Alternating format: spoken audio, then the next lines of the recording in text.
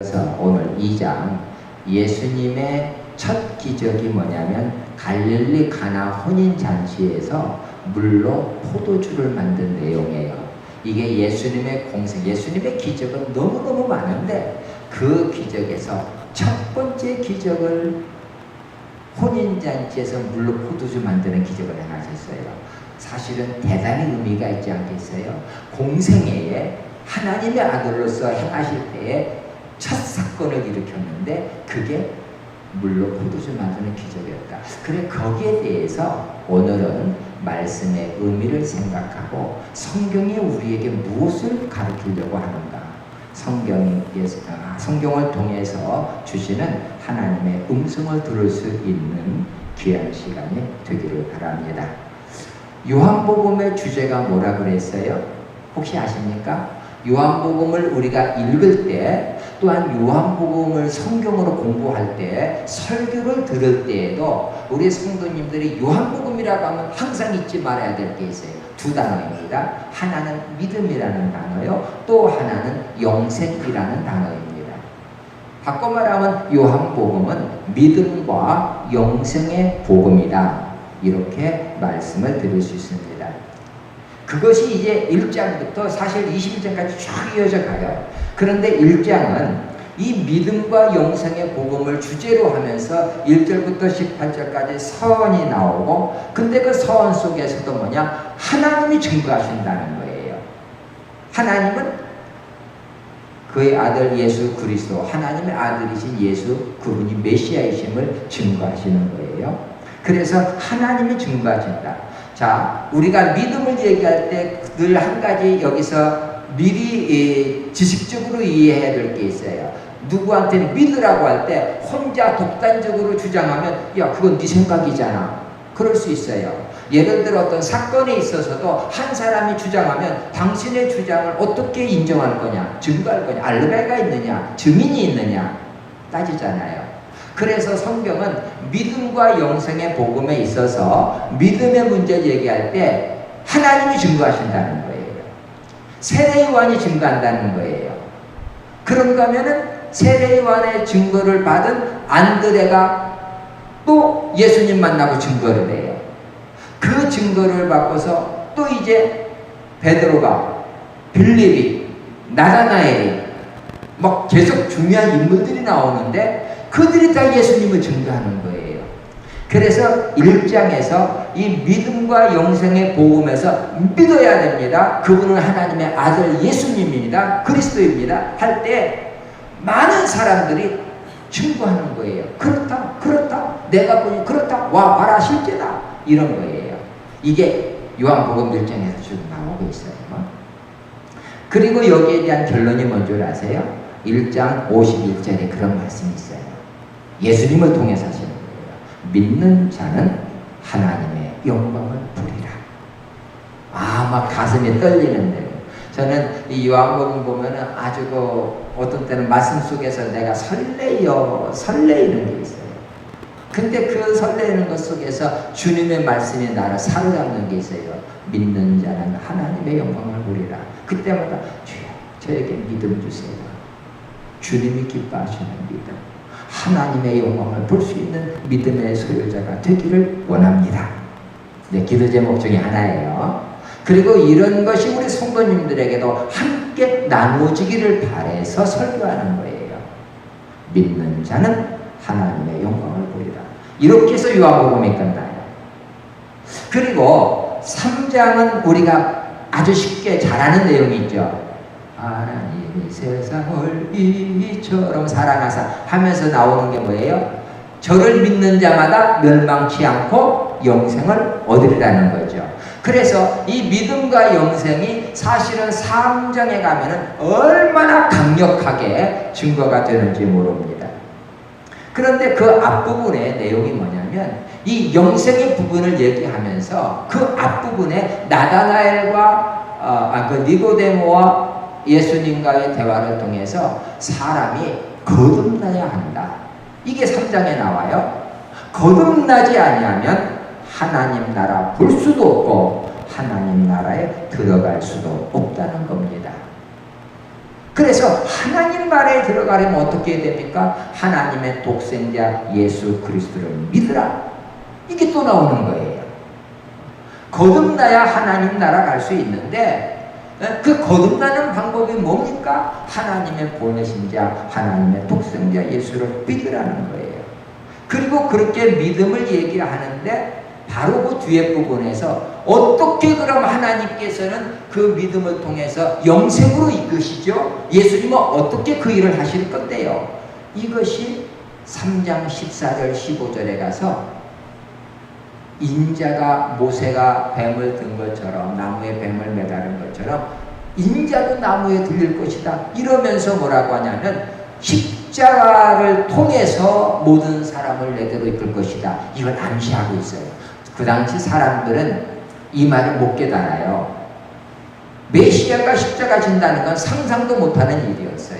왜? 하나님의 비밀이었거든요. 그렇기 때문에 그 사람들이 그 말을 직접 깨닫지는 못했지만 오늘 우리는 깨달을 수 있어요. 왜? 그 사건을 우리는 이미 다 성경을 통해서 알고 있고 또 믿고 있고 예수님의 십자가 사건을 우리가 믿음으로 체험했거든요. 그래서 우리는 십자가를 통해서 구원받고 하나님의 자녀가 되었고 영원한 생명이 우리에게 있다는 걸 우리는 알아요. 물론 그 당시 사람은 깨닫지도 못했지만 이것이 3장의 14절, 15절에 나오는 말씀이에요. 그리고 쭉 이어가서 무슨 내용이냐면은 이제는 그 예수님께 우리가 예수를 믿으면은 영생을 주시는 그분에게 순종하라. 이렇게 3장이 끝나요. 그러니까 성경을 읽어보면 그 속에서 뭐냐면 하나님이 설교하시는 걸 내가 들어야 되는 거예요. 말씀하시는 하나님, 성경을 통해서 그 음성에 귀를 기울일 수 있는 성도는 복이 있어요. 그리고 영안이 열려요. 그걸 통해서 우리가 진리 가운데서 자유함을 누리게 되는 거예요. 제가 왜 1장을 얘기하고 그 다음에 3장을 얘기했냐면 그게 바로 믿음과 영생으로 계속 이어진단 말이에요. 그런데 그 1장과 3장 사이에 말씀을 우리가 읽었어요. 오늘. 그게 가나 혼인잔치에 대한 비유가 내용이 여기 지금 나오는 겁니다. 그래서 예수님께서 이 1장과 3장 사이에 예수님이 첫 번째 기적을 행하셨다. 근데 첫 번째 기적이 뭐냐? 혼인잔치에서 물로 포도주를 만든다는 거예요. 그래서 한 번 더 깊게 의미를 생각해 보아야 된다는 겁니다. 그리고 이 혼인잔치 비유 나오면은 전혀 맞지 않는 것 같은데 성전에서 장사하는 사람들을 채찍으로 내리치시면서 성전을 청결케 하시는 내용이 그 다음에 나와요. 요한복음 9장만 나와요. 그래서 사실은 이게 다 1장과 3장 사이에서 하나님께서 주시는 메시지가 있어요.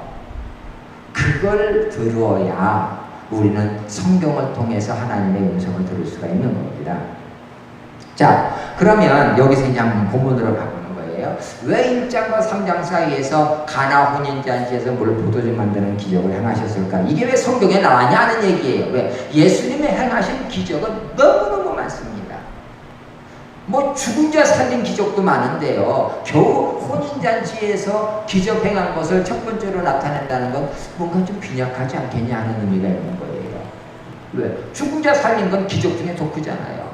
그런가 하면 예수님이 바다 위를 걸어가셨어요. 얼마나 놀라운 기적이에요. 그런데 이거 물로 포도주 만드는 기적은 기적의 내용으로 보면은 실은 좀 약하잖아요. 더 큰 기적들이 많으니까. 그런데 이것을 첫 번째 행하셨다. 뭔가 이유가 있다는 거죠. 저는 항상 이런 사건에서는요, 생각하는 게 왜요? 우리 하나님은 최고로 지혜로우신 분이고, 예수님도 최고로 지혜로우시고, 가장 강력한 의도로 우리에게 당신의 행하심을 알려주시기를 원하시고, 그런데 메시아로서 첫 번째 기적을 혼인잔치에서 물로 만드는 걸 했다고 할 때는 뭔가 이유가 있다 얘기예요. 뭔가 상황이 그러니까 기적을 행한 게 아니란 얘기예요. 그것도 요한복음은 기적이 한 7가지밖에 안 나요. 수많은 기적들이 많은데 마태복음, 마가복음, 누가복음에서 막 기적들이 막 몇십 가지가 돼요. 근데 요한복음은 기적이 별로 없어요. 안 나와요. 왜? 사도 요한이 성경을 기록할 때 아주 엄선해서 기록을 해요. 기록을 다 넣는 게 아니고 그 중에서 이건 예수님의 첫 번째라고 말 때는 의도가 있어야 해요. 그래서 그런 것을 바로 깨달아야 실은 성경을 볼 때 영안이 열려요. 대단히 중요한 거예요.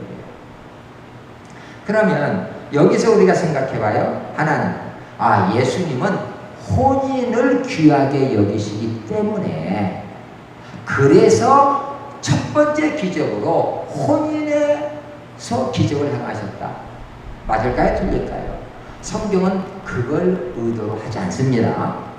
혼인을 귀하게 여긴다는 것은 성경에는 물론 있어요. 그러나 지금 여기서 이 1장과 3장 사이의 2장에서 가나 혼인잔치에서 기적을 했다는 게 기독교는 혼인을 귀하게 여기는 정도야. 이래서 이 기적이 나온 거 아닙니다.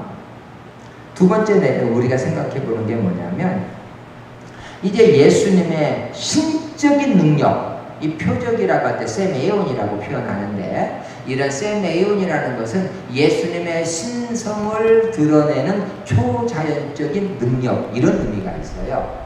그걸 나타내려고 이렇게 물로 포도주 만든 걸 냈느냐? 아니죠. 왜? 예수님의 신적인 능력은 이거 말고 훨씬 더 놀라운 것들이 많거든요. 그러니까 단순히 혼인 얘기라고 하면은 1장에서 믿음과 영생의 복음이고 3장도 믿음과 영생인데 2장에서 혼인 귀하게 여기라 뚱딴지 같은 얘기잖아요. 전혀 그런 의도가 아닌 거예요. 왜? 성경이 그러면은 앞뒤가 안 맞는 거예요. 그래서 아닌 거예요. 1장과 3장과 전혀 안 맞거든. 그런 식으로 하면. 그 다음에 예수님의 신적인 능력도 더 큰 놀라운 일들이 많기 때문에 그것도 목적으로 안 맞아요. 그러면은 무슨 의도로 이 내용을 기록했느냐 하는 거예요. 이것은 이렇게 보시면 돼요. 혼인잔치의 상징적인 의미가 뭐겠어요? 하나입니다. 즐거움이에요. 즐거움. 인생의 즐거움, 인생의 행복. 혼인이 앞에 있으면 일륜대사 이렇게 말하잖아요. 가장 큰 인생의 즐거움이란 뭐냐? 하는 걸 상징적인 사건을 보면 혼인입니다. 사람은 누구나 행복과 즐거움을 누리길 원해요. 그걸 꿈꾸고 있어요. 그걸 가장 실감 있게 표현할 수 있는 사건이 뭐냐면 혼인잔치, 결혼식인 거예요. 더구나 유대인의 결혼 풍습은 밤에 시작되지만 일주일 동안 계속돼요. 이건 너무나 중요해서 한 번 딱 하고 끝나는 게 아닌 거예요. 서약서에서 예 하는 대답으로 끝나는 게 아닌 거예요. 그래서 동네 사람들 다 초대하고 그냥 먹고 마시되 함께 즐거워하는 거예요. 함께. 최고의 즐거움, 최고의 행복. 혼인잔치의 상징은 그겁니다. 그리고 심지어 유대인의 법, 율법에도 그랬어요. 결혼한 사람은 전쟁에도요 1년 동안 군대 안 가도 돼요. 왜? 신부를 즐겁게 하라는 거예요. 네가 만약에 전쟁에 나가서 사망하면 그 신부는 어떻게 되냐는 거예요. 그래서 그거 뭐냐면 혼인의 즐거움을 보장해 주는 거예요. 그게 법으로, 율법으로도 그렇게 말씀. 그 정도로 혼인이라는 것은 즐거움, 인생의 행복을 상징하는 겁니다. 자, 그러면 여기서 중요한 게 뭐예요? 이 혼인잔치에서 그 즐거움을 지속하는데 꼭 필요한 게 있어요. 필수적인 게 음식 필요하겠죠. 근데 음식보다도 더 필요한 게 뭐냐면 음료인 포도주예요. 거기는 우리 독일에서는 뭐 맥주가 음료라고 그러죠. 그런 것처럼 이 팔레스틴은 저도 이제 거기 갔는데 가나에서 한번 포도주를 한번 사봤어요. 그 갈릴리 가나에 가서. 근데 맛은 우리나라 포도주보다 못한 것 같아요. 한번 그걸 먹어봤는데 근데 포도주가 뭐냐, 거기서 음료가 나온다. 이 물이 안 좋거든요. 그 땅 자체가. 그래가지고 이 보편적인 그런 그 음료처럼 포도주가 필수적인 거예요. 근데 이 혼인잔치에서 포도주가 떨어졌다. 이건 뭘 상징해요? 즐거움이 끝나고 잔치는 파해져야 돼요. 심각한 얘기입니다. 결과적으로 혼인이라는 큰 인생의 즐거움에 예고 없는 즐거움이 그쳐지게 되는 이런 위기가 찾아오는 겁니다. 사실 사람들의 일반적인 바람이 뭐겠어요? 인생의 즐거움이 계속되길 원하는 겁니다. 순간의 즐거움을 찾는 자들은 좀 잘못된 사람이고, 이 즐거움이나 행복은 뭐예요? 아, 꿈이라면 깨지 말아라 하는 거잖아요. 이게 계속되길 바라는 거잖아요. 그래서 일주일까지나 계속하고 결혼하면 1년 동안은 군대도 가지 않도록 이런 식으로 해. 그 열망, 그 즐거움에 대한 그것을 존중해 주는 거예요. 보장해 주는 거예요. 그런데 이걸 위해서 지속되려고 포도주도 준비하고 음식도 준비하고 정말 혼인집에서 최고의 준비를 했지만 갑자기 포도주가 떨어지는 사건이 발생한다는 얘기예요. 이게 뭡니까? 인생에서 안방에서는 행복을 노래하는데 옆방에는 불행이 도사리고 있다는 것. 성경은 이것을 깨닫게 해줍니다. 바꿔 말하면요, 항상 우리 성경에서 말씀하고 있는 게 뭐냐면은 에덴에는 뱀이 있어요. 에덴에는 뱀이 있어요. 인생은 마냥 행복할 수 없습니다. 인생에는 회방자가 있어요. 인생에는 방해꾼이 있다는 겁니다. 행복을 꿈꾸는데 불행이라는 불청객이 항상 예고 없이 도사리고 있다는 겁니다. 인생에는 위기가 찾아온다는 겁니다. 그런데 인생의 위기의 해답은 예수께 있다. 실은 여기에 포커스를 두고서 가나 혼인잔치를 지금 기록하고 있는 겁니다. 그런데 이런 관점에서 우리가 이것이 또 믿음과 영생과 어떻게 연결되는지 이제 말씀을 드리려고 합니다. 자, 인생의 위기는 필연적으로 찾아오는데 위기의 순간에 예수님을 만나라는 게 아닙니다. 인생 자체에 뱀이 있는 거예요. 인생 자체에 불행은 항상 옆방에 있는 겁니다. 내가 준비를 했는데 예고 없이 포도주는 떨어진다는 겁니다. 이게 뭐냐? 우리 인생의 길에 도적질하고 죽이고 멸망시키려는 목적을 가지고 호시탐탐 기회를 엿보고 있다. 그게 인생이다 하는 부분을 말씀하고 있어요. 그렇기 때문에 인생의 즐거움을 원한다면, 인생의 행복을 원한다면 예수님을 초대하라. 예수님이 그 자리에 있다는 것은 그 혼인집 가정에는 큰 정말 위기가 축복으로 바뀌는 그런 행복된 사건이었던 거죠. 그리고 인생의 위기가 찾아올 때에 있는 그대로를 예수님께 아뢰라 하는 거죠. 여기에는 이런 가장 기본적인 메시지들이 있습니다. 인생에 예고 없는 위기가 찾아온다. 그런데 내가 인생의 즐거운 때에 예수님을 모시고 인생의 위기가 닥치더라도 우리는 회방받지 않고 더 주님의 도우심으로 말미암아 마치 합력하여 성을 이룬다는 로마서 말씀처럼 더 맛 좋은 포도주를 우리는 제공할 수 있고 우리 인생의 즐거움은 계속될 수 있다 하는 것이 여기서 말씀하고 있는 겁니다. 그런데 여기서 이제 몇 가지 그 내용 속에서 우리가 좀 놓치지 말아야 될 게 있어요. 그게 뭐냐면 예수님이 그 혼인집 잔치에 갔지만 아직 메시아로서의 공생애가 딱 공적으로 드러나지 않았어요. 예수님의 메시아 때가 드러나지 않았음에도 불구하고 포도주가 떨어졌다는 사실이 연회장을 통해서 예수님의 모친 마리아에게 전달이 됐어요.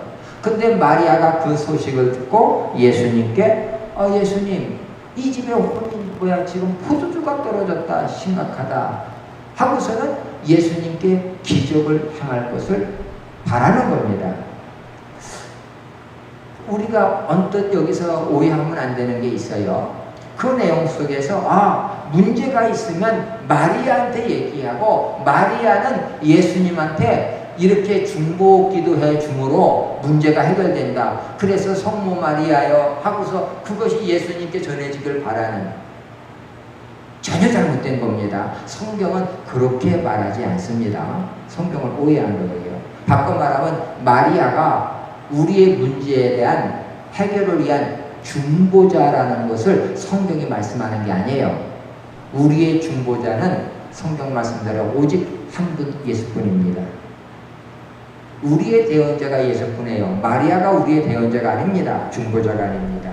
중보할 수 있는 권한은 우리의 죄를 담당해 주신 예수님밖에 없는 겁니다.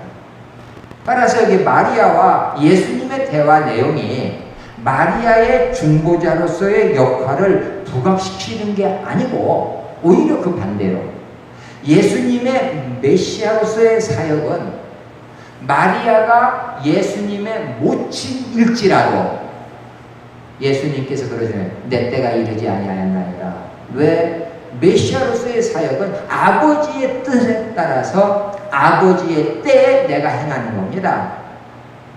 사실 예수님과 마리아의 대화 속에는 거기에 포커스가 있어요. 메시아로서의 사역은 하나님의 때에 예수님이 순종하는 겁니다. 어머니가 말했다고 하는 게 아니고, 바꿔 말하면 육신의 모친도 그 일은 간섭해서는 안 된다는 겁니다. 예수님이 딱 손을 긋는 거예요. 그런 내용이지 이것이 마리아가 말하니까 예수님이 들어줬다, 전혀 오해의 얘기입니다. 그건 아닙니다. 그런데 여기서 이렇게 육신의 어머니가 이래라 저래라 간섭할 문제가 아니지만 여기서 중요한 강력한 메시지가 있어요. 그게 뭐냐면 마리아의 예수님께 대한 태도입니다. 이 대화 속에서 사실 중요한 것은 중보자로서의 마리아가 아니라 마리아의 예수님께 대한 태도인데, 마리아의 모습은 예수님을 볼 때 아들에 대한 신뢰가 아니에요. 아들에 대한 신뢰가 아니라 하나님께서 보내신 메시아로 마리아가 믿는 겁니다. 왜? 마리아가 하인들에게 하는 얘기나 마리아가 포도주가 떨어졌다, 그런데 예수께 말할 때는 뭐예요? 예수님은 하실 수 있다는 믿음이에요. 그런데 그 믿음으로만 본인이 갖는 게 아니라 엄청난 말을 해요. 뭐냐? 하인들에게 예수님이 무슨 말씀을 하시든지 너희는 그대로 행동해 하고 하인들에게 순종할 것을 명령합니다. 마리아가 아들에 대해서 아들아 어떻게 좀 해야 되지 않겠니? 한번 이렇게 좀 어떻게 해봐, 이런 차원이 아닌 거예요. 그게 아니라 마리아가 철저하게 예수님을 기적을 행하실 수 있는 하나님의 메시아로 믿는 것이고, 그 믿음을 하인들에게 예수님이 무슨 말씀을 하시든지, 성경 그대로예요. 예수님이 무슨 말씀을 하시든지 너희는 그대로 순종하라, 행하라. 여기서 요한복음 1장과 3장에서 2장에 나오는 의미가 있어요. 마리아도 예수님을 메시아로 믿었다는 거예요. 그리고 그 믿음을 통해서 뭐까지 얘기하냐면은 하인들에게 순종하라 까지 얘기하는 거예요. 그래서 이 가나 혼인잔치에서 핵심 단어가 뭐냐? 믿음과 순종이에요. 그랬더니 물이 더 좋은 포도주가 되리라. 믿음과 순종을 하는 자는 하나님의 영광을 보리라. 어때요? 1장의 내용이나 2장의 주제나 3장이나 계속적인 강조라는 걸 아셔야 합니다. 그 내용이에요. 그러면서도 강조하는 게, 저는요 이걸 보면서 하나님이 얼마나 현실적이고 얼마나 우리 인생의 입장에서 이해해 주시는지를 알 수 있어요. 기독교는 염세주의 기독교가 아니잖아요. 인생을 염세주의로 보질 않아요. 이 첫 번째 기적을 혼인집 잔치에서 행했다는 건 감사한 거예요. 왜? 기독교는 낙천적이에요. 행복주의예요. 하나님이 원하시는 게 인생의 즐거움이요 행복을 누려라. 이게 에덴 동산에서 그랬잖아요. 에덴 동산에서부터 야 너는 내가 너한테 임무를 주니까 너는 무조건 이 에덴을 내 뜻대로 다스려라. 이게 목적이 아니었잖아요. 제가 이번에 수요일 날 인터포 그 팀장님하고 이렇게 얘기를 하는 게 있었어요. 그분한테 이런 말씀을 드린 것이 있는데, 하나님께서 에덴에서 아담과 하와에게 생육하고 번성하며 땅에 충만하라, 땅을 정복하라, 땅을 다스리라 할 때 이 다스림이라는 거 있잖아요. 다스림이라고 하는 것이 보면은 사장이 직원을 다스릴 때는요 긴장이 있어요. 직원들에게 어떤 반발이 있잖아요. 아무리 대통령의 절대 권한이 있더라도 국민을 다스릴 때 스트레스 안 받겠어요? 얼마나 받겠어요? 심지어는 부모가 자식을 다스릴 때도 달라요. 긴장이 보여요. 그래서 이런 다스림에는 보이지 않는 긴장 관계가 있고 보이지 않는 저항이 있어요. 그런데 창세기에서 다스리라고 할 때는 그런 게 있었을까 없었을까? 없었으면 틀림이 없어요. 왜냐?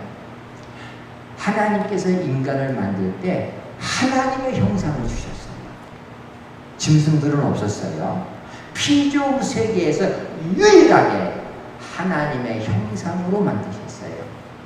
그리고 인간에게 하나님의 영을 불어넣으셨어요. 그리고 다스리는 것은 권위를 위임해 주신 거예요. 그러면 에덴에서의 다스림은 물 흐르듯 하는 거예요. 마치 다스림도 그런 게 있어요. 정말 집에서 남자가 집에서 여자의 놀이라고 할 때는 권위로서 누르란 뜻이 아니에요. 사랑 안에서 연합이 되어 하나가 되는 데서 오는 자연스럽게 하나됨을 통해서 이끌어가는 거예요. 이것이 다스림.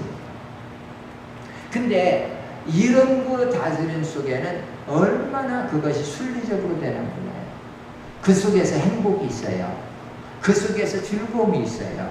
그리고 하나님의 일에 동참한다는 보람이 있어요. 에덴에서 아담과 하와는 그걸 누릴 수 있었다는 얘기입니다. 그런데 이 혼인잔치에 있어서 이 인생의 즐거움이라는 것, 인생의 행복이라는 것, 이것은 부부간의 문제에 있어서 또 인생을 가는 데 있어서 이게 얼마나 큰 기쁨이요 즐거움이겠어요. 그런데 에덴에서의 기쁨과 혼인잔치에서의 기쁨은 다른 거예요. 왜? 뱀이 있었고 사단이 있었고 유혹이 있었고 거기에 넘어갔단 말이에요. 그래서 에덴에서의 혼인에는 포도주가 떨어지는 일이 있다는 겁니다. 성경은 그걸 얘기하는 거예요. 그냥 혼인잔치가 계속될 수가 없어요. 만약에 이 가나 혼인잔치가 에덴과 같은 상태면은 포도주는 한량없이 지속됩니다. 그런데 포도주가 떨어질 때가 있어요 없어요? 예고 없이 떨어지는 거에 준비를 했음에도 불구하고 그게 인생이라는 겁니다. 성경은 그걸 가르쳐 주는 거예요. 분명히 행복은 하나님의 뜻인데 즐거움은 하나님의 뜻인데 여기에 회방자가 있어요. 그래서 포도주는 떨어질 수밖에 없는 거예요. 여기서 주는 메시지가 뭐예요? 예수를 모신 그 인생의 복이 있다는 겁니다. 예수를 모신 인생. 그리고 심지어는 예수님의 모친인 마리아도 그 예수님이 하나님의 아들이심을 믿었다는 거예요. 그리고 하인들에게 순종하라고 명령하는 거예요. 그런데 하인들이 순종하니까 더 좋은 포도주가 생기는 거예요. 믿는 자는 하나님의 영광을 누리라. 혼인잔치에 그 메시지가 있어요. 그 메시지가. 우리 인생의 위기가 찾아올 때 예수를 모시라. 그 예수님은 우리에게 더 좋은 인생의 행복을 주시는 겁니다. 그를 믿음으로 순종하라. 그리하면 하나님의 영광을. 자, 이 내용 속에서 물을 항아리에다 가득 6통이나 채우라고 해요. 바꿔 말하면 수구가 따라야 안 따라요? 보통 수구가 아니에요. 물을 동항아리 6통에다 가득 따르라고 하고, 그것도 연회장에다 갖다 주라고 해요. 항아리에 따르니까 포도주가 된 게 아니고 물로 된 것을 갖다 주는데 포도주로 바뀐 거예요. 순종을 통한 기적이에요. 때때로 우리는 사실 이 믿음에 해방되는 요소들이 있어요. 뭐예요? 첫째가 뭐냐면 내 생각이 앞서요. 내 생각이 앞서요. 예수님, 내 생각에는 이런데요. 솔직히 저도 늘 이게 싸우는 문제예요. 솔직히 말하면. 왜? 내 생각이 앞설 때가 참 많거든. 우리 예수 믿는 사람들 그런 게 나만 같은 우리 설교할 때 혹시 신앙생활 오래 하신 분은 나만에 대한 장군에 대한 얘기 들었을 거예요. 내 생각에는 하면서 이제 나오는 게 있잖아요. 자기는 눈병 걸렸지만 말이에요. 그래도 나는 아람 나라의 군대 총사령관인데 말 가지고만 가서 요단에 씻으라고만 해. 자기가 나와서 나라고 영접해야지. 적어도 내가 아람 군대 총사령관인데. 그런데 내 생각을 버릴 때 기적이 나타나요. 근데 내 생각을 버린다고만 포기하라는 게 아니에요. 주님의 말씀에 순종하라. 성경은 그 메시지잖아요. 그 말씀에 집중하라는 거잖아요. 어떤 사람은 그래요. 내가 합리적인 사람이에요. 나는 이성적인 사람이에요. 그런데 나의 이성으로 판단하고 내 합리적인 사고로 볼 때에 이건 아닙니다. 물론 사람끼리는 그럴 수 있어요. 그런데 주님의 말씀에는 그걸 뛰어넘어야 되는 거예요. 그게 문제예요. 주님 앞에서는 우리의 이성이나 우리의 판단을 뛰어넘는, 이게 마리아를 통해서 보여주는 전적인 신뢰, 그 하인들을 통해서 보여주는 전적인 순종, 신뢰, 믿음, 순종, 행함, 믿음과 행함, 결과는 하나님의 영광을 보게 될 것이다. 성경은 계속적인 그 말씀이에요. 이렇게 볼 때에 오늘 내가 하나님의 말씀 무엇을 붙잡을까? 내가 무엇을 얼마큼 믿고 있지? 하나님의 말씀이 내 심령에 살아있지 않다면 내 생각이 앞설 수밖에 없어요. 내 판단이 앞설 수밖에 없어요. 그래서 우리 믿는 성도들은 하나님의 말씀이 나한테 들려질 때, 읽을 때에, 하나님의 은혜를 사모할 때 주의 말씀을 아멘으로 붙잡아야 돼요. 그 말씀이 내 심령에 살아있기 때문에 하나님의 말씀에 집중하십시오. 그리고 순종하십시오. 성경은 지금 1장이나 2장이나 3장이나 계속적으로 거기에 대해서 주고 있고요.